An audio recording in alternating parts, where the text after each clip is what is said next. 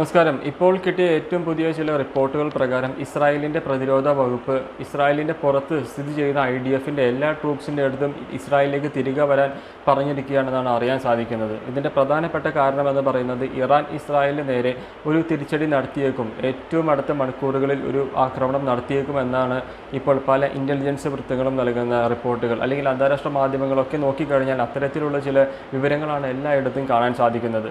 ഇപ്പോൾ ഇസ്രായേലിൻ്റെ പ്രതിരോധ വകുപ്പ് അവരുടെ ചില പട്ടാള ഡിവിഷൻസിനോട്, അതായത് എത്രയും പെട്ടെന്ന് ഇസ്രായേലിലേക്ക്, വിദേശ മണ്ണിൽ നിന്ന് ഇസ്രായേലിലേക്ക് തിരികെ വരാനാണ് പറഞ്ഞിരിക്കുന്നത്. പ്രത്യേകിച്ച് ജോർജിയയിലെയും അതുപോലെ തന്നെ അസർബൈജാനിലും സ്ഥിതി ചെയ്യുന്ന അവരുടെ ട്രൂപ്സിൻ്റെ അടുത്ത്, പിന്നെ ഇറാഖിൻ്റെ അകത്ത് കുർദിസ്ഥാൻ മേഖലയിലും ഒത്തിരി ചാരപ്രവർത്തനം നടത്തുന്ന മൊസാദിൻ്റെ സ്പൈകൾ, അതുപോലെ തന്നെ ഇസ്രായേലിൻ്റെ ചില സൈനിക നേതാക്കൾ, അവരുടെയൊക്കെ അടുത്ത് എത്രയും പെട്ടെന്ന് ഇസ്രായേലിലേക്ക് മടങ്ങാനാണ് ഇപ്പോൾ നൽകിയിരിക്കുന്ന നിർദ്ദേശം. ഇതിൻ്റെ പ്രധാനപ്പെട്ട കാരണമെന്ന് പറയുന്നത് ഇറാൻ ഒരുപക്ഷെ ഇസ്രായേലിൻ്റെ ഈ ഒരു സൈനിക വിഭാഗത്തിന് നേരെ വളരെ വലിയ രീതിയിലുള്ള ഒരു ആക്രമണം പദ്ധതിയിട്ട് ഇരിക്കുന്നു എന്നാണ് ഇപ്പോൾ ഇസ്രായേലിൻ്റെ തന്നെ ചില ഇൻ്റലിജൻസ് ഏജൻസികൾക്ക് കിട്ടിയിരിക്കുന്ന വിവരം.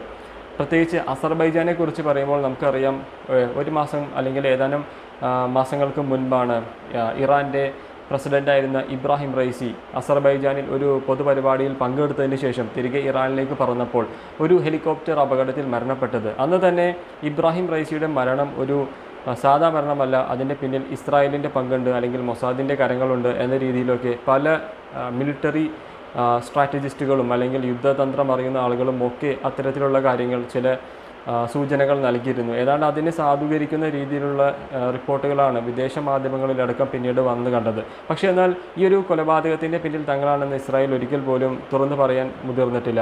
അതുപോലെ തന്നെ ഇസ്രായേൽ ഇറാൻ്റെ എംബസി സിറിയയിൽ ആക്രമിക്കുകയുണ്ടായി. മാത്രമല്ല ഇപ്പോൾ ഈ കഴിഞ്ഞ 31-ാം തീയതി ഇസ്രായേൽ ഇറാൻ്റെ അകത്ത് ടെഹ്റാനിൽ വെച്ച് ഹമാസിൻ്റെ തലവനായിട്ടുള്ള ഇസ്മായിൽ ഹനിയെ കൊലപ്പെടുത്തുകയുണ്ടായി.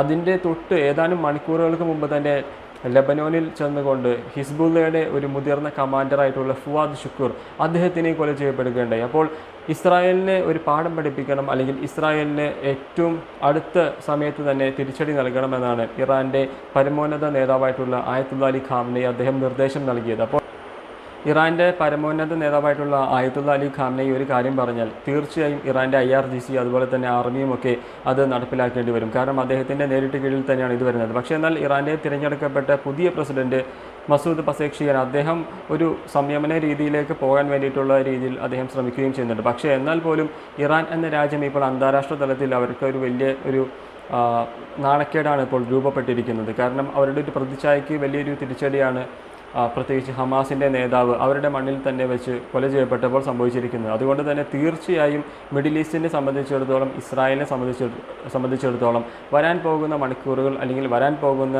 ദിവസങ്ങളെന്ന് പറയുന്നത് വളരെ നിർണായകമാണ്.